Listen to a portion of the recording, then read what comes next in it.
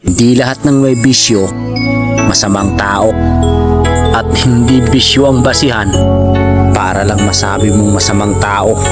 At porkit hindi nakapagtapos, wala ka nang mararating. Tandaan mo, walang silbi ang diploma kung wala kang diskarte sa buhay. Bago mo husgahan ng isang tao, alamin muna ang kwento. Di mo alam, pinagdaanan ko. Bago ako maging ako, marami na akong narinig na pangungutya, panglalait at panghuhusga.